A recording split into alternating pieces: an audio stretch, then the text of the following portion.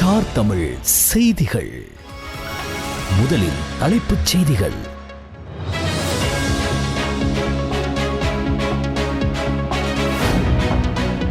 மீண்டும் ஒரு மோதல் ஏற்பட இடமளிக்காமல் சகோதரத்துவம், அன்புடன் கூடிய ஒற்றுமை நிறைந்த சமூகத்தை உருவாக்க தயாராக அனைவரும் உறுதிமொழி எடுக்க வேண்டும்.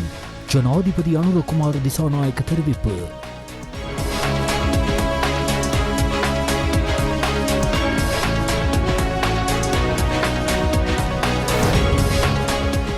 ஒரு நாட்டில் ஜனநாயகத்தை நிலைநாட்ட செயற்திறன் மிக்க பிரஜைகளை உருவாக்க வேண்டும்.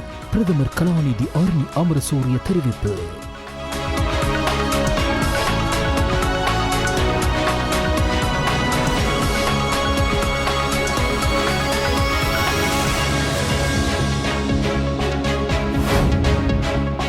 கடந்த 8 மாதங்களில் 79 துப்பாக்கிச் சூட்டு சம்பவங்களும் 52 இறப்புகளும் பதிவாகியுள்ளன. அரசாங்கம் எடுக்கும் நடவடிக்கை என்ன? எதிர்க்கட்சித் தலைவர் சஜித் பிரேமதாச சபையில் கேள்வி.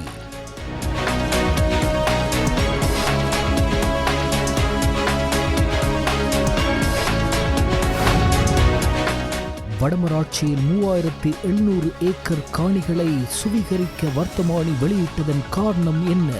சபையில் பாராளுமன்ற உறுப்பினர் சிவஞானம் ஸ்ரீதரன் கேள்வி.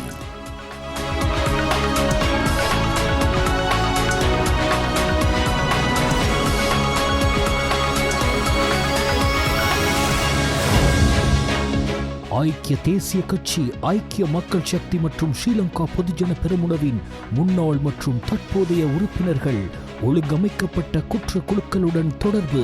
பொதுமக்கள் பாதுகாப்பு அமைச்சர் ஆனந்த விஜயபால சபையில் தெரிவிப்பு.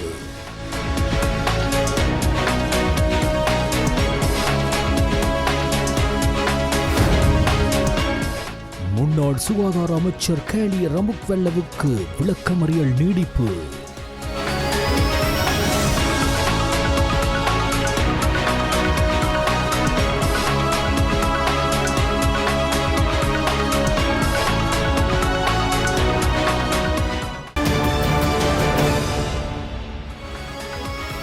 உள்நாட்டுச் செய்திகள்.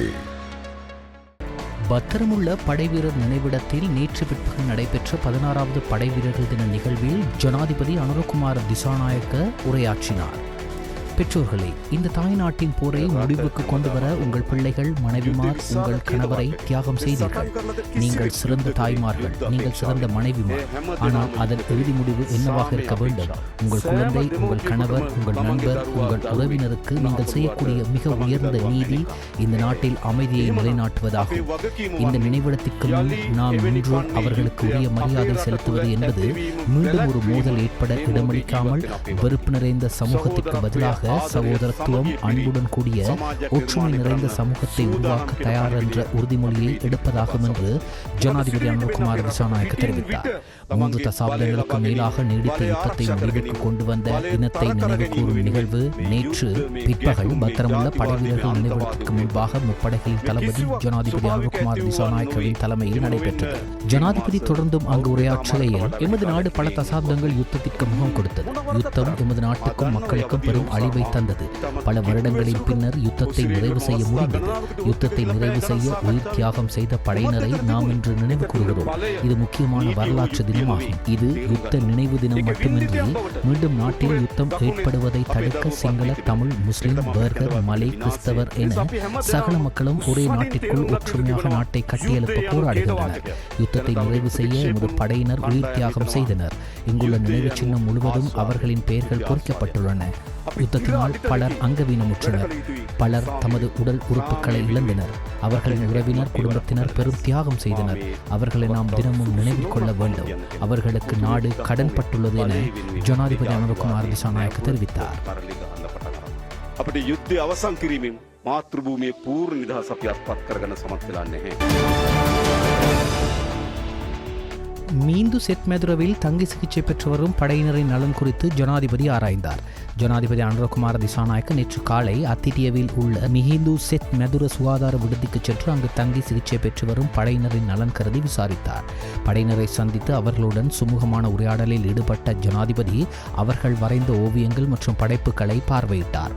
30 வருட யுத்தம் காரணமாக வடக்கு மற்றும் தெற்கில் ஏராளமானோர் உயிர்களையும் கை கால்கள் மற்றும் உடல் அங்கங்களையும் இழந்து நிரந்தரமாக ஊனமுற்றதாக தெரிவித்த ஜனாதிபதி இதுபோன்ற ஒரு நிலைமை மீண்டும் ஏற்பட ஒருபோதும் அனுமதிக்கப் போவதில்லை என்றும் வலியுறுத்தினார். ஊனமுற்ற படையினர் மற்றும் அவர்களது குடும்பத்தினர் நல்வாழ்வுக்காக அர்ப்பணிப்புடன் தொடர்ந்தும் செயற்படுவதாகவும் ஜனாதிபதி தெரிவித்தார். மீந்து செத் மெதுர சுகாதார விடுதியில் பணிபுரியும் மருத்துவர்கள் தலைமையிலான உத்தியோகஸ்தர்களுடன் ஜனாதிபதி அனுரகுமார் திசாநாயக்க கருத்துக்களை பரிமாறிக்கொண்டார். படையினருக்கு மேலும் மருத்துவ மற்றும் சேவை வசதிகளை வழங்குவது தொடர்பில் கவனம் செலுத்தப்பட்டது.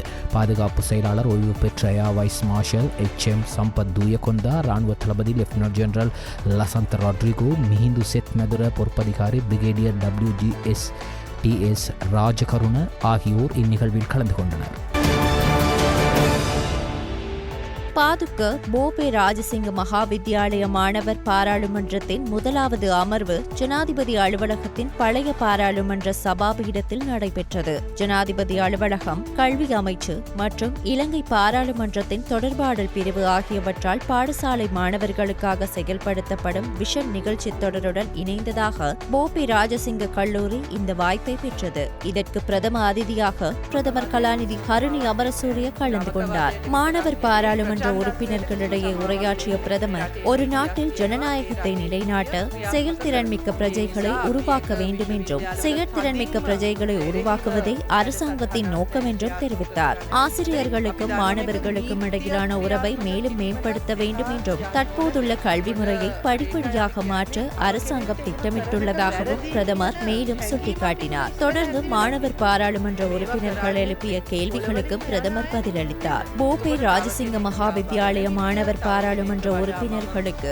எதிர்கால தலைமைத்துவம், பாராளுமன்ற மரபின் வரலாறு மற்றும் பாராளுமன்றத்தின் வகிபாகம் குறித்து பாராளுமன்ற பணியோட்ட தொகுதி பிரதானி, பாராளுமன்ற பிரதி செயலாளர் நாயகம் சட்டத்தரணி சமிந்த குலரத்ன விளக்கமளித்தார். மாணவர் பாராளுமன்றத்தின் ஆரம்ப அமர்வு தொடங்கியதை தொடர்ந்து சபாநாயகர் பதவி பிரமாணம் செய்தல், உறுப்பினர்கள் பதவி பிரமாணம் செய்தல் என்பன இடம்பெற்றது. பின்னர் மாணவர் பாராளுமன்ற உறுப்பினர்களுக்கு சான்றிதழ்கள் வழங்கப்பட்டதுடன் இலங்கை வங்கி கணக்குகளும் திறக்கப்பட்டன. ஜனாதிபதியின் சிரேஷ்ட மேலதிக செயலாளர் KMN குமாரசிங்க, பாதுக்க வலய கல்வி பணிப்பாளர் நெரஞ்சி குலரத்ன, போபி மகாவித்யாலய அதிபர் சரத்குமார, ஜனாதிபதி அலுவலகத்தின் உதவி பணிப்பாளர் மேஜர் நதீக் தங்கொள்ள, பொதுமக்கள் சேவை அதிகாரி துமிந்த விக்ரமரத்ன மற்றும் ஆசிரியர்கள் உள்ளிட்ட குழுவினர் இந்த நிகழ்ச்சியில் கலந்து கொண்டனர். கடந்த 8 மாதங்களில் 79 துப்பாக்கிச் சூட்டு சம்பவங்கள், 52 இறப்புகள் பதிவாகியுள்ளன. அரசாங்கம் எடுக்கும் நடவடிக்கை என்ன? நிலையற் கட்டளை 27/2 கீழ் எதிர்க்கட்சித் தலைவர் சஜித் பிரேமதாச இன்று பாராளுமன்றத்தில் கேள்வி எழுப்பினார். ஒரு நாட்டின் குடிமக்களின் வாழும் உரிமையை உறுதி செய்வது அரசாங்கம் ஒன்றினது அடிப்படை பணியாகும்.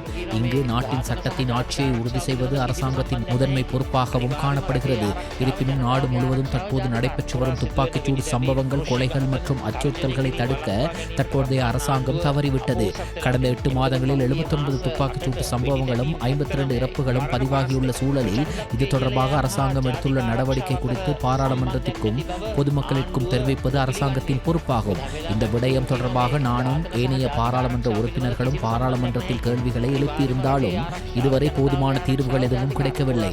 எனவே இதற்கான அரசாங்கத்தின் பொறுப்புக்கூறல் குறித்து நான் கேள்விகளை கேட்கின்றேன் என்று எதிர்க்கட்சித் தலைவர் சஜித் பிரேமதாச கேள்வி எழுப்பினார்.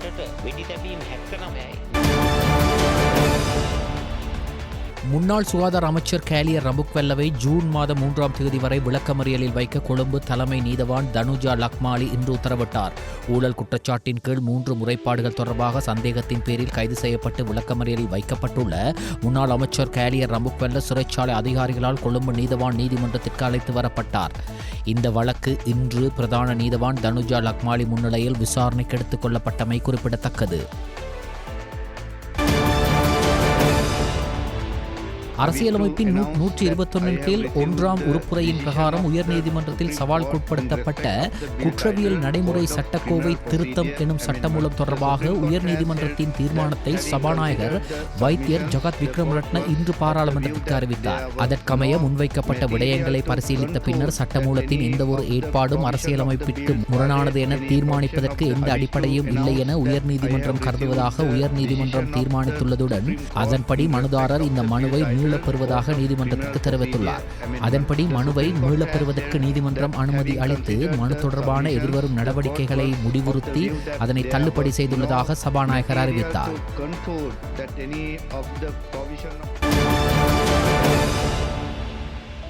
அதிக குற்றங்கள் நிகழும் 52 போலீஸ் பிரிவுகள் அடையாளம் காணப்பட்டுள்ளதாக பொதுமக்கள் பாதுகாப்பு மற்றும் பாராளுமன்ற விவகார அமைச்சர் ஆனந்த விஜயபால பாராளுமன்றத்தில் இன்று தெரிவித்துள்ளார். இன்று வரை சுமார் 3000 பேர் கைது செய்யப்பட்டுள்ளனர். அதேபோன்று முகாம்களிலிருந்து பல துப்பாக்கிகள் பாதாள உலக குழுக்களுக்கு வழங்கப்பட்டுள்ளன. இந்நிலையில் நாங்கள் 1200க்கும் அதிகமான துப்பாக்கிகளை கைப்பற்றியிருக்கின்றோம். இது தொடர்பில் பலரை கைது செய்துள்ளோம். எதிர்க்கட்சித் தலைவர் சஜித் பிரேமதாச பாராளுமன்றத்தில் கேட்ட கேள்விக்கு பதிலளிக்கும் வகையிலேயே அமைச்சர் இதனை தெரிவித்துள்ளார். இது தொடர்பில் அவர் மேலும் கருத்து தெரிவிக்கையில், குற்றவாளிகளை கைது செய்ய விசேட நடவடிக்கைகள் மேற்கொள்ளப்பட்டு வருகின்றன. தற்போது நாடு முழுவதும் சோதனைகள் மேற்கொள்ளப்படுகின்றன. இரவு ரோந்துகள் மற்றும் நடமாடும் ரோந்துகள் நடத்தப்படுகின்றன. மேலும் முன்னாள் அமைச்சர்கள், பிரதி அமைச்சர்கள், பாராளுமன்ற உறுப்பினர்கள், ஐக்கிய தேசிய கட்சி, ஐக்கிய மக்கள் சக்தி மற்றும் ஸ்ரீலங்கா பொதுஜன பெரமுனவின் முன்னாள் மற்றும் தற்போதைய பிராந்திய அரசியல் பிரமுகர்கள் 10 ஒழுங்கமைக்கப்பட்ட குற்றச் செயல்களுடன் நேரடி தொடர்புகளை கொண்டுள்ளனர் என்ற புலனாய்வு தகவல் கிடைத்துள்ளதாக அமைச்சர் தெரிவித்துள்ளார்.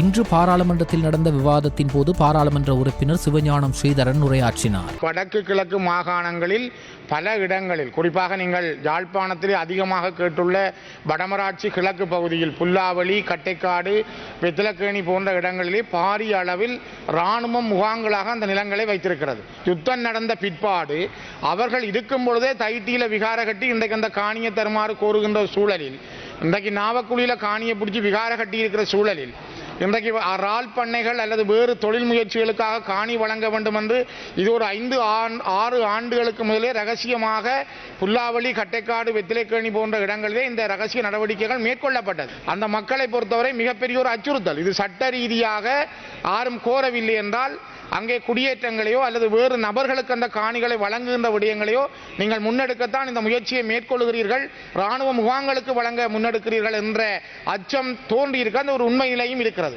இப்ப 2-3 ஆண்டுகளுக்கு முதல் கிளிநொச்சி, யாழ்ப்பாணம், வவுனியா, மன்னார் போன்ற இடங்களில் அந்த மக்களிடம் இருந்த தற்காலிக ஆவணங்களை கூட அந்தந்த செயலகங்களூடாக உரிமை என்று உங்களுக்கு உறுதி வழங்கப் போகிறோம் என்று காணிகின்ற அந்த ஆவணங்களை பெற்றிருந்தார்கள். சுவர்ணபூமி உறுதியாக வழங்கப்பட்டிருந்த தற்காலிக உறுதியையும் மீள பெற்றிருந்தார்கள். இப்பொழுது அந்த உரிமை என்கிற உறுதியும் வழங்கப்படவில்லை. அவர்களிடமிருந்த அந்த சின்ன சின்ன ஆவணங்கள் கூட அவருடைய கைகளிலே இல்லை. அரசு அலுவலகங்களும் இது பற்றி ஒரு அசண்டையாக அசம்பந்தமாக இருக்கிறார்கள். இந்த நாட்டிலே இந்த இன அழிப்புக்கான நீதி இதுவரைக்கும் இலங்கை மாறி மாறி வந்த அரசாங்கங்கள் தர மறுத்திருக்கிறார்கள். இந்த அரசாங்கத்தின் காலப்பகுதியிலேயும் அது நடக்கும் என்ற எந்த நம்பிக்கையும், நீதி கிடைக்கும் என்ற எந்த நம்பிக்கையும் எங்களுக்கு இல்லை. இதை பற்றி நாங்கள் எங்களுடைய கட்சியை பொறுத்தளவிலே இது நாட்டிலே நடந்தது இன அழிப்பு, ஆனால் அதை ஒரு சர்வதேச நீதிமன்றத்தில் நிரூபிக்கிறது கஷ்டம் என்று சில சொன்ன கருத்திலை வைத்து நாட்டில் இன அழிப்பு நடக்கவில்லை என்று இலங்கை தமிழரசு கட்சியை சேர்ந்த நாங்கள் சொல்றதாகவும் பலர் குற்றச்சாட்டுகள் முன்வைக்கிறார்கள். ஆனால் இந்த நாட்டிலே இந்த நடந்த இன அழிப்புக்கான நீதி வேணுமென்றதிலே தொடர்ச்சியாக சர்வதேச ரீதியாகவும் சரி, உள்நாட்டுக்குள்ளேயும் சரி, இதுக்காக குரல் கொடுத்து கொண்டிருக்கிற பிரதானமான கட்சி இலங்கை தமிழரசு கட்சி தான். அதை நாங்கள் தொடர்ச்சியாக எங்களுடைய மக்களுடைய சார்பிலிருந்து செய்வோம். ஆயிரக்கணக்கான மக்கள் தாங்களாக, இது ஒரு அரசியல் பின்னணி இல்லாமல் தாங்களாக முள்ளிவாய்க்காலிலே அவர்கள் ஒன்று சேர்ந்திருந்தார்கள். வடக்கு கிழக்கு தமிழர் தாயம் முழுவதும் எல்லா பிரதேசங்களிலும் முள்ளிவாய்க்கால் கஞ்சி கொடுக்கப்பட்டது. இதெல்லாம் அரசியல் பின்னணியிலே நடந்த விடயங்கள் அல்ல. அண்மையிலே கனடாவிலே ஒரு இந்த இன அழிப்பு சம்பந்தமான ஒரு சின்னம் உருவாக்கப்பட்டதன் பொழுது நான் பார்த்திருந்தேன், வெளிவிவகார அமைச்சர் கனடா தூதுவரை அழைத்து அதை பற்றி ஒரு விளக்கம் கொடுத்திருக்கின்றார். ஆனால் நடக்க வேண்டியது என்ன? இந்த நாட்டிலே தமிழ் மக்கள் கொத்து கொத்தாக கொல்லப்பட்டதா இல்லையான்றது உங்களுக்கு தெரியும். ஆனால் அதுக்கு இலங்கை அரசாங்கம் பிழை செய்ய இல்லை என்று நீங்களும், இந்த அரசாங்கம் அந்த காலப்பகுதியில் இந்த அரசாங்கம் பதவியில் இருக்கவில்லை, அதை அந்த ஆட்சியிலே இருந்தவர்களே இந்த அரசாங்கம் பாதுகாக்க நினைக்கிறார்கள் என்று சொன்னால் அது வேற விடயம். ஆனால் ராஜபக்ச குடும்பத்துக்கு எதிராக தொடர்ச்சியாக கருத்துகள் வெளியிடும் இந்த அரசாங்கம் உண்மையிலே அந்த குற்றங்களை செய்தவர்களை தண்டிக்க வேண்டும் என்று நினைத்தால் இந்த விடயத்துக்கு ஒத்துழைப்பை வழங்கலாம், விசாரணைகளை ஆரம்பிக்கலாம். போலீஸ் மா அதிபர் தேசபந்து தென்னகோன் தனது பதவி தத்துவங்களை பாரதூரமான வகையில் துஷ்பிரயோகம் செய்தமை தொடர்பில் விசாரணை செய்து அதன் வெளிப்படுத்தல்களை அறிக்கையிடுவதற்காக நியமிக்கப்பட்ட விசாரணை குழு பிரதிவாதி போலீஸ் மா அதிபர் சார்பில் முன்வைக்கப்பட்ட அடிப்படை ஆட்சேபணங்களை நிராகரித்தது. உயர்நீதிமன்ற நீதியரசர் PV சூரசேன தலைமையில் மற்றும் நீதிபதி WMNP இத்தவள மற்றும் தேசிய போலீஸ் ஆணைக்குழுவின் தலைவர் MEW M லலித் தேக்கநாயக்க ஆகியோரை உறுப்பினர்களாக கொண்ட விசாரணை குழு பாராளுமன்றத்தில் கூடியதுடன் போலீஸ் மா அதிபர் தேசபந்து தென்னகோன் முதன்முறையாக விசாரணை குழு முன்னிலையில் ஆஜராகியிருந்தார். இதன்போது போலீஸ் மா அதிபர் தேசபந்து தென்னகோன் மீதான 23 குற்றச்சாட்டுகள் அடங்கிய குற்றப்பத்திரம் தாக்கல் செய்யப்பட்டது. அதனை அடுத்து பிரதிவாதி போலீஸ் மா அதிபர் சார்பில் ஆஜரான சட்டத்தரணி S வீரவிக்ரமவினால் 3 அடிப்படை ஆட்சேபனைகளும் 2 கோரிக்கைகளும் முன்வைக்கப்பட்டன. அந்த வாதங்களை அடுத்து சட்டமா அதிபர் திணைக்களத்தை பிரதிநிதித்துவப்படுத்தி விசாரணை குழுவில் பங்கு பற்றிய மேலதிக சொலிசிட்டர் ஜெனரல் திலீப் பீரிஸ் மற்றும் பிரதி சொலிசிட்டர் ஜெனரல் ரஜித் பெரேரா ஆகியோர் அது தொடர்பில் தமது ஆட்சேபனையை பதிவு செய்தனர். அனைத்து விடயங்களையும் கருத்தில் கொண்ட உயர்நீதிமன்ற நீதியரசர் PB சூரசேன தலைமையிலான விசாரணை குழுவினால் பிரதிவாதி போலீஸ் மா அதிபர் சார்பில் முன்வைக்கப்பட்ட அனைத்து அடிப்படை ஆட்சேபனைகளும் நிராகரிக்கப்பட்டன. அதற்கமைய விசாரணை நடவடிக்கைகளை தொடர்ந்து முன்கொண்டு செல்வதற்கு இதன்போது தீர்மானிக்கப்பட்டது. எதிர்கால விசாரணை நடவடிக்கைகளுக்காக விசாரணை குழுவை எதிர்வரும் 28ஆம் திகதி பிற்பகல் 2 மணிக்கு பாராளுமன்ற குழு அறை 8 கூடுவதற்கும் தீர்மானிக்கப்பட்டது. கொழும்பு கோட்டையிலிருந்து மட்டக்களப்பு நோக்கி பயணித்த 6079 இலக்க மீனகயா நகரங்களுக்கு இடையிலான கடுகதி ரயில் தடம் புரண்டது. ஹதரஸ் கோட்டை மற்றும் அபரணை ரயில் நிலையங்களுக்கு இடையில் இவ்வாறு ரயில் தடம் புரண்டதாக தெரிவிக்கப்படுகிறது. காட்டு யானையொன்று ரயிலில் மோதியதன் காரணமாகவே ரயில் தடம் புரண்டதாகவும் மேலதிக விசாரணைகளை மேற்கொண்டு வருவதாகவும் போலீசார் தெரிவித்தனர்.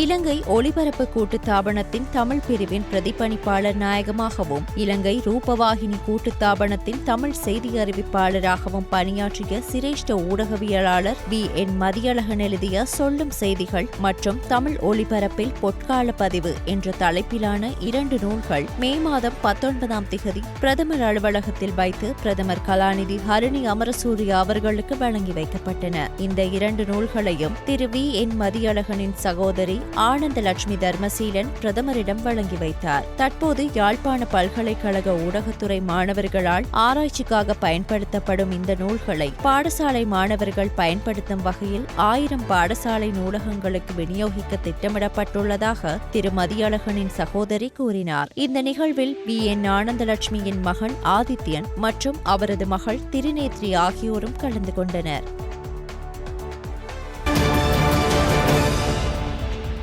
போலீசாருடனான மோதல்களிலும் போலீஸ் நிலையங்களிலும் ஏற்படும் மரணங்களை தடுப்பது தொடர்பான பொதுவான வழிகாட்டல்கள் மற்றும் பரிந்துரைகளின் தொகுப்பை இலங்கை மனித உரிமைகள் ஆணைக்குழு வெளியிட்டுள்ளது. 2025ஆம் ஆண்டின் பொது வழிகாட்டுதல்கள் மற்றும் பரிந்துரைகள் எண் 1 கீழ் இது காவல்துறையினருக்கு வழங்கப்பட்டுள்ளதாக இலங்கை மனித உரிமைகள் ஆணைக்குழு தெரிவித்துள்ளது. ஆணைக்குழுவால் பெறப்பட்ட புகார்களின் அடிப்படையில் நடத்தப்பட்ட விசாரணைகளின்படி ஜனவரி 2020 முதல் இந்த ஆண்டு மார்ச் 31 வரை போலீஸ் நிலையங்களில் 49 மரணங்களும் போலீசாருடன் மோதல்கள் காரணமாக 30 மரணங்களும் ஏற்பட்டுள்ளன. அதன்படி இலங்கை மனித உரிமைகள் ஆணைக்குழு இந்த வழிகாட்டுதல்கள் மற்றும் பரிந்துரைகள் தொகுப்பை வெளியிட்டதாக அதன் தலைவரும் முன்னாள் உயர்நீதிமன்ற நீதியரசரான NTP தெய்தெனியா தெரிவித்தார். வழிகாட்டுதல்களை முழுமையாக செயல்படுத்த பரிந்துரைகளை செயற்படுத்த போலீசாருக்கு ஊக்குவிக்க வேண்டும் என்று இலங்கை மனித உரிமை ஆணைக்குழுவின் தலைவர் கூறினார். நேற்று முற்பகல் பாதுகாப்பு பிரதி அமைச்சர் அருண் ஜெயசேகர ராகம ரணவிரு செவன நல விடுதியில் தங்கியிருந்து சிகிச்சை பெற்று வரும் படையினரின் நலன் குறித்து விசாரித்தார்.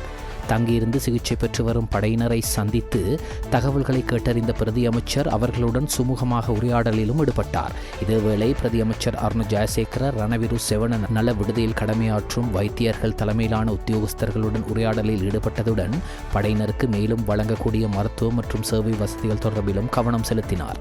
கடற்படை தளபதி வைஸ் அட்மிரல் காஞ்சன பானகொட, விமானப்படை தளபதி ஏர் மார்ஷல் VP எதிரிசிங்க மற்றும் ரணவிரு செவன நல விடுதியின் இராணுவ நிர்வாகி பிரிகேடியர் WTM குமாரசிங்க உட்பட முப்படைகளின் சிரேஷ்ட அதிகாரிகள் இந்நிகழ்வில் கலந்து கொண்டனர். அம்பாறையில் உள்ள அரசு பாடசாலை ஒன்றில் 9 மாணவர்கள் முழங்காலில் நிற்க வைக்கப்பட்டு தாக்கப்பட்ட சம்பவம் ஒன்று இடம்பெற்றுள்ளது. 5ஆம் வகுப்பு பயிலும் 9 மாணவர்களை பாடசாலை அதிபரான பௌத்த துறவி ஒருவர் கொடூரமாக தாக்கியதாக பெற்றோர்கள் குற்றம் சாட்டியுள்ளனர். கடந்த 15ஆம் திகதி பாடசாலை நேரத்திற்கு பின்னர் பிரத்யேக வகுப்புகள் நடைபெற்றன. அன்றைய தினம் இடைவேளையின் போது கழிப்பறைக்கு சென்ற பல மாணவர்கள் தண்ணீர் விசிறி விளையாட்டில் ஈடுபட்டதாக வகுப்பு ஆசிரியர் பாடசாலை அதிபருக்கு தெரிவித்திருந்தார். இதன்படி மறுநாள் பிற்பகல் 3 மணியளவில் பாடசாலை அதிபர் 3 பிரம்புகளை எடுத்து 9 மாணவர்களையும் வரவழைத்து முழங்காலில் நிற்க வைத்து அவர்களின் கைகளை சுவரில் வைக்க செய்து மாணவர்களின் முதுகில் கொடூரமாக தாக்கியுள்ளார். வீடு திரும்பிய பாதிக்கப்பட்ட மாணவர்கள் இச்சம்பவத்தை பெற்றோரிடம் தெரிவித்தனர். பெற்றோர்கள் மாணவர்களை பரிசோதித்த போது தாக்குதலால் ஏற்பட்ட வீக்கமும் வலியுடன் கூடிய காயங்களும் இருப்பது கண்டறியப்பட்டது. இச்சம்பவம் தொடர்பாக பெற்றோர்கள் கல்வி அலுவலகத்தில் முறைப்பாடு செய்ய தயாராக இருந்தபோது பாடசாலை அபிவிருத்தி சங்கத்தை சேர்ந்த பெற்றோர் குழு தாக்குதலால் பாதிக்கப்பட்ட மாணவர்களின் பெற்றோரை சட்ட நடவடிக்கை எடுக்க வேண்டாம் என அழுத்தம் கொடுத்தது. எனினும் இன்று சிறுவர் மறுவாழ்வு மையம், அம்பாறை வலய கல்வி பணிப்பாளர் மற்றும் அம்பாறை மாவட்ட சிரேஷ்ட போலீஸ் அத்தியட்சகர் ஆகியோரிடமும் இம்மாணவர்கள் மீதான தாக்குதல் குறித்து எழுத்து மூல முறைப்பாடுகள் பதிவு செய்யப்பட்டுள்ளன. அதேவேளை அம்பாறை வலய கல்வி பணிப்பாளர் இந்த தாக்குதல் குறித்து கல்வி அலுவலகம் உடனடியாக விசாரணையை தொடங்கும் என தெரிவித்தார்.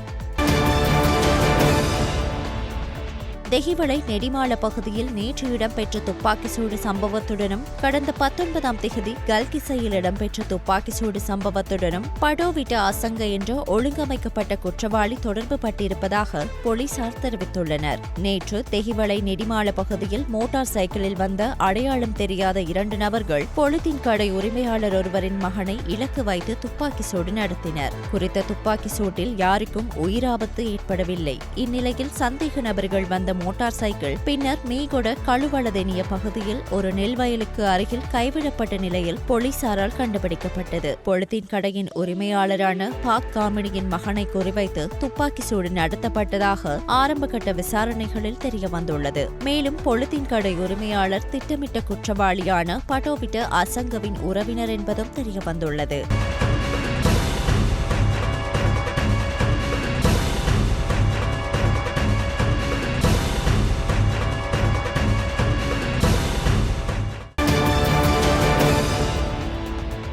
இந்த ஆண்டில் இதுவரை 46 துப்பாக்கி சூடு சம்பவங்கள் பதிவாகியுள்ளதாக போலீஸ் ஊடக பேச்சாளர் சிரேஷ்ட போலீஸ் அத்தியட்சகர் புத்திக மணதுங்க தெரிவித்தார். இந்த சம்பவங்களில் 31 சம்பவங்கள் ஒழுங்கமைக்கப்பட்ட குற்றக்குழுக்களின் தூண்டுதலால் நடந்தவை என்று ஊடகவியலாளர் சந்திப்பொன்றில் கலந்து கொண்டு அவர் தெரிவித்தார். போலீஸ் ஊடக பேச்சாளர் மேலும் கூறுகையில், ஒழுங்கமைக்கப்பட்ட குற்றக்குழுக்களின் தூண்டுதலால் நடந்த 31 துப்பாக்கி சூடு சம்பவங்கள் தொடர்பில் 100க்கும் மேற்பட்ட சந்தேக நபர்கள் கைது செய்யப்பட்டுள்ளனர். இந்த துப்பாக்கி சூடு சம்பவங்களுக்கு பயன்படுத்தப்பட்ட 41 துப்பாக்கிகள் போலீசாரால் கைப்பற்றப்பட்டுள்ளதாகவும் அவற்றில் 27 பிஸ்டல் வகை துப்பாக்கிகள் எனவும் மீதி 14ம் T56 ரக துப்பாக்கிகள் எனவும் போலீஸ் ஊடக பேச்சாளர் தெரிவித்தார்.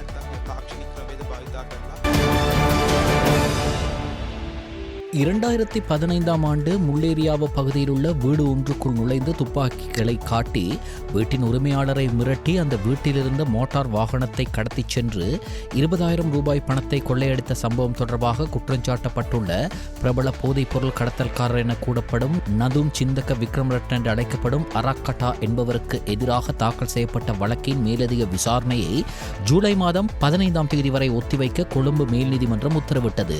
இந்த வழக்கு இன்று கொழும்பு மேல் நீதிமன்ற நீதிபதி நவரத்ன மாரசிங்க முன்னிலையில் விசாரணைக்கு அழைக்கப்பட்டது.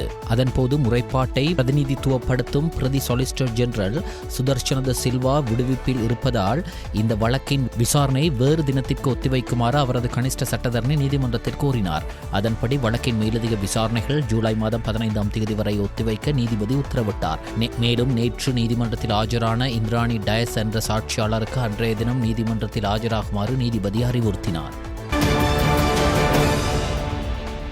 2017ஆம் ஆண்டின் 24ஆம் இலக்க உள்நாட்டரசிறை சட்டத்தில் திருத்தம் மேற்கொள்ள அமைச்சரவை அனுமதி வழங்கியுள்ளது. 2025 ஏப்ரல் மாதம் 1ஆம் தேதி அன்று தொடக்கம் நடைமுறைக்கு வரும் வகையில் வரி வீதம் 5% தொடக்கம் 10% வரை அதிகரிப்பதற்கான சட்ட ரீதியான ஏற்பாடுகள் 2025ஆம் ஆண்டின் 2ஆம் இலக்க உள்நாட்டரசிறை திருத்தச் சட்டத்தின் மூலம் அறிமுகப்படுத்தப்பட்டுள்ளது. வரி அறவிடப்படுகின்ற வருடாந்த வருமான எல்லையான 1.8 மில்லியன் ரூபாய்களை விஞ்சாத வருமானத்தை கொண்ட நபர்களின் தக்க வைக்கப்பட்ட வரியை அறவிடுவதற்கு நடவடிக்கை எடுக்கப்பட்டுள்ளதால் அவ்வாறான வைப்பாளர்கள் மற்றும் குறைந்த வருமானம் கொண்டவர்கள் சிரமங்களுக்கு உள்ளாகுவதாக கண்டறியப்பட்டுள்ளது. குறித்த பிரச்சினைக்கு தீர்வாக வரி விடுப்பு குறைவான வருமானத்தை கொண்டுள்ள நபர்களுக்கு சுய பிரகடனத்தை சமர்ப்பிக்கின்ற முறையொன்றை அறிமுகப்படுத்துவதற்கு முன்மொழியப்பட்டுள்ளது. அதற்கிணங்க வட்டி மீதான தக்க வைக்கப்பட்ட வரியை அறவிடுவதில் இருந்து விடுவிப்பதற்கு 1.8 மில்லியன் ரூபாய்களை விஞ்சாத மதிப்பீட்டு வருமானத்துடன் கூடிய அனைத்து நிலையான வைப்பாளர்களுக்கு சுய பிரகடனத்தை அறிமுகப்படுத்துவதற்கும் மற்றும் அனைத்து வகையான வங்கிக் கணக்குகளையும் திறப்பதற்கு வரி அறிமுக இலக்கமான டின் இலக்கத்தை சமர்ப்பிப்பதற்கு கட்டாயமாக்கும் தகுந்த திருத்தத்தை உள்வாங்கி 2017ஆம் ஆண்டின் 24ஆம் இலக்க உள்நாட்டரசிறை சட்டத்திற்கு திருத்தம் செய்வதற்காக நிதி திட்டமிடல் மற்றும் பொருளாதார அபிவிருத்தி அமைச்சராக ஜனாதிபதி சமர்ப்பித்த யோசனைக்கு அமைச்சரவை அங்கீகாரம் வழங்கியுள்ளது. மட்டக்களப்பு வீதி அதிகார சபையினால் தற்காலிகமாக பணியாற்றி வரும் ஊழியர்களை நிரந்தரமாக்க கோரி ஐக்கிய பொது சேவையாளர் சங்கம் இன்று போலீஸ் நிலைய வீதி சுற்றுவட்டத்திலிருந்து காந்தி பூங்கா வரை ஆர்ப்பாட்ட ஊர்வலத்தில் ஈடுபட்டது. வீதி அதிகார சபையினால் தற்காலிகமாக இணைக்கப்பட்ட 141 ஊழியர்கள் கடந்த 9 ஆண்டுகளுக்கு மேலாக பணியாற்றி வந்த போதிலும் அவர்கள் இதுவரை நிரந்தரமாக்கப்படவில்லை. எனவே அவர்களை நிரந்தரமாக்க கோரி ஐக்கிய பொது சேவையாளர் சங்கத்தின் மட்டக்களப்பு தலைவர் சுரேஷ் தலைமையில் இந்த ஆர்ப்பாட்டம் ஏற்பாடு செய்யப்பட்டது. இதன்படி நகரில் உள்ள போலீஸ் நிலைய வீதி சுற்றுவட்டத்திற்கு அருகில் பகல் 12 மணியளவில் ஒன்று கூடி தற்காலிக ஊழியர்கள் அனைத்து தற்காலிக ஊழியர்களையும் நிரந்தரமாக்கு, 14 நாள் மருத்துவ விடுப்பு வழங்கு, ஏனைய ஊழியர்களுக்கு வழங்கப்படும் சலுகைகள் எங்களுக்கும் வழங்கு, ஜனாதிபதியே எங்களை நிரந்தரமாக்கு போன்ற கோஷங்கள் அடங்கிய பதாதைகளை ஏந்தி கோஷங்களை எழுப்பியவாறு காந்தி பூங்காவை நோக்கி ஆர்ப்பாட்ட ஊர்வலமாக சென்று அங்கு ஆர்ப்பாட்டத்தில் ஈடுபட்டனர். இந்த ஆர்ப்பாட்டம் பிற்பகல் 1 மணி வரை நடைபெற்று பின்னர் ஆர்ப்பாட்டக்காரர்கள் அங்கிருந்து கலைந்து சென்றனர். 72வது உலக அழகி போட்டியில் பங்கு பற்றியிருக்கும் அனுதி குணசேகர டேலண்ட் காம்படிஷன் போட்டியின் இறுதிப் போட்டிக்கு தெரிவாகியுள்ளார். டேலண்ட் போட்டியின் மற்றுமொரு அங்கமான நடன போட்டிக்காக அவர் இலங்கைக்குரிய பாரம்பரிய கலாச்சார நடன உடையில் இவ்வாறு காட்சியளித்தார். 72வது உலக அழகி போட்டி இம்மாதம் 7ஆம் திகதியிலிருந்து 31ஆம் திகதி வரை இந்தியாவில் ஹைதராபாத்தில் நடைபெறவுள்ளது. இனிவரும் போட்டிகளிலும் உலக அழகி போட்டி மேடையில் இலங்கை மண்ணை கௌரவப்படுத்த அனுதி குணசேகர அவர்களுக்கு வாய்ஸ் ஆஃப் ஏசியா வலையமைப்பின் வாழ்த்துக்கள். வெளிநாட்டு செய்திகள். காசாவில் இஸ்ரேலிய ராணுவம் தனது நடவடிக்கைகளை மேலும் மோசமான விதத்தில் விரிவுபடுத்தினால் உறுதியான நடவடிக்கைகளை எடுக்க வேண்டி வரும் என பிரிட்டன், கனடா, பிரான்ஸ் ஆகிய நாடுகள் கூட்டாக எச்சரித்துள்ளன. இது தொடர்பாக பிரிட்டன் பிரதமர் கெய்ர் ஸ்டார்மர், பிரான்ஸ் ஜனாதிபதி இமானுவேல் மேக்ரான், கனடா பிரதமர் மார்க் கார்னி ஆகியோர் வெளியிட்டுள்ள கூட்டு அறிக்கையில் காசாவில் ஏற்பட்டுள்ள நிலைமைகள் சகிக்க முடியாதது. இஸ்ரேல் பிரதமர் நெதன்யாகு அரசாங்கம் இந்த மோசமான நடவடிக்கைகளை தொடரும் வரை நாங்கள் காத்திருக்க மாட்டோம். ராணுவ நடவடிக்கையை இஸ்ரேல் உடனடியாக நிறுத்த வேண்டும். மனிதாபிமான உதவிகள் காசாவிற்குள் செல்வதற்கு உடனடியாக அனுமதிக்க வேண்டும் என வேண்டுகோள் விடுத்துள்ளனர். இஸ்ரேல் 11 வார கால முற்றுகை மற்றும் தடையின் பின்னர் எண்ணிக்கை அடிப்படையிலான உணவுகளை காசாவிற்குள் அனுமதிக்கும் என இஸ்ரேலிய பிரதமர் பெஞ்சமின் நெதன்யாகு தெரிவித்திருந்தார். எனினும் இது போதுமானதல்ல என தெரிவித்துள்ள மேற்குலகின் 3 தலைவர்களும் பொதுமக்களுக்கு அத்தியாவசிய மனிதாபிமான உதவிகளை மறுப்பது ஏற்றுக்கொள்ள முடியாதது, இது சர்வதேச மனித உரிமை சட்டத்தை மீறுவதற்கு ஒப்பானது என தெரிவித்துள்ளனர். ரஷ்யா உக்ரைன் போர் நிறுத்தம் தொடர்பாக ரஷ்ய ஜனாதிபதி விளாடிமிர் புட்டினுடன் அமெரிக்க ஜனாதிபதி டொனால்ட் ட்ரம்ப் 2 மணி நேரம் தொலைபேசியில் உரையாடினார். ரஷ்ய ஜனாதிபதி விளாடிமிர் புட்டினுடன் 2 மணி நேர தொலைபேசி உரையாடலுக்கு பிறகு அமெரிக்க ஜனாதிபதி டொனால்ட் ட்ரம்ப் தனது ட்ரூத் சமூக வலைதளத்தில் ரஷ்யாவும் உக்ரைனும் உடனடியாக போர் நிறுத்தம் குறித்த பேச்சுவார்த்தையை தொடங்க இருக்கிறது என்று தெரிவித்துள்ளார். இதுகுறித்து ட்ரம்ப் வெளியிட்டுள்ள பதிவில், ரஷ்ய ஜனாதிபதி விளாடிமிர் புட்டினுடன் எனது 2 மணி நேர உரையாடலை நிறைவு செய்தேன். அது மிகவும் சிறப்பாக நடந்தது என நான் நம்புகிறேன் என்று குறிப்பிட்டுள்ளார். பிரித்தானிய கடல் எல்லைக்குள் ஐரோப்பிய ஒன்றிய நாடுகளின் கடற்றொழில் படகுகளை இன்னும் 12 ஆண்டுகளுக்கு அனுமதிக்கும் வகையில் புதிய ஒப்பந்தம் செய்யப்பட்டுள்ளது.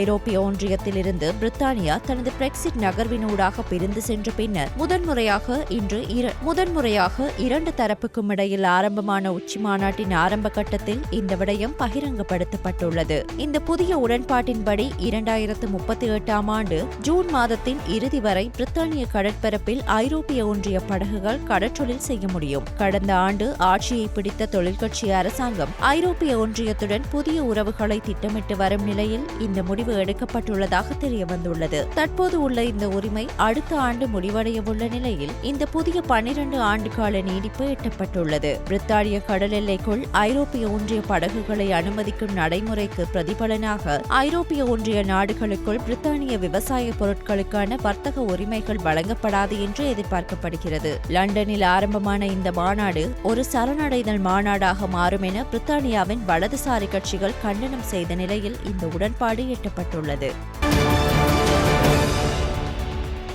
நாணயமாற்று வீதம்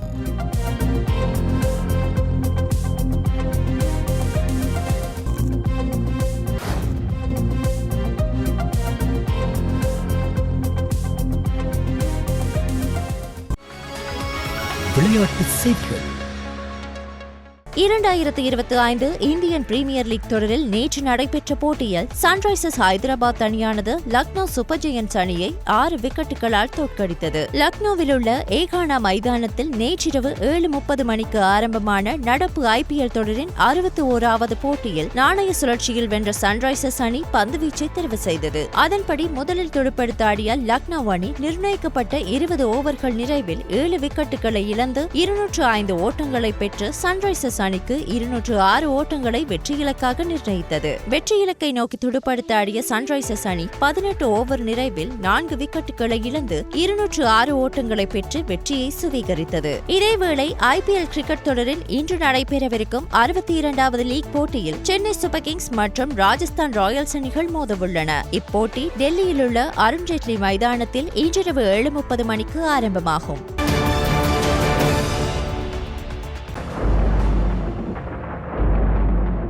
நாடு முழுவதும் தென்மேற்கு பருவமழை படிப்படியாக நிலை பெற்று வருவதாக வளிமண்டலவியல் திணைக்களம் தெரிவித்துள்ளது. அதன்படி மேல் சப்ரகமுவ வடமேற்கு மத்திய மற்றும் தெற்கு மாகாணங்களில் அவ்வப்போது மழை அல்லது இடியுடன் கூடிய மழை பெய்யக்கூடும் என அந்த திணைக்களம் குறிப்பிட்டுள்ளது. மேல் மற்றும் சப்ரகமுவ மாகாணங்களிலும் காலி, மாத்தர, புத்தளம், நுவரெலியா மற்றும் கண்டி மாவட்டங்களிலும் சில இடங்களில் 75 மில்லிமீட்டர் அளவில் ஓரளவு பலத்த மழை பெய்யக்கூடும். வடக்கு மற்றும் வடமத்திய மாகாணங்களில் பல தடவைகள் மழை பெய்யக்கூடும். அதேவேளை கிழக்கு மாகாணத்தில் மாலை அல்லது இரவு நேரங்களில் இடையிடையே மழை அல்லது இடியுடன் கூடிய மழை பெய்யக்கூடும். வடமேற்கு, வடமத்திய, வடக்கு, மத்திய மற்றும் தெற்கு மாகாணங்களிலும் திருகோணமலை மாவட்டத்திலும் அவ்வப்போது மணிக்கு 30 தொடக்கம் 40 கிலோமீட்டர் வேகத்தில் ஓரளவு பலத்த காற்று வீசக்கூடும் என வளிமண்டலவியல் திணைக்களம் எதிர்ப்பு கூறியுள்ளது.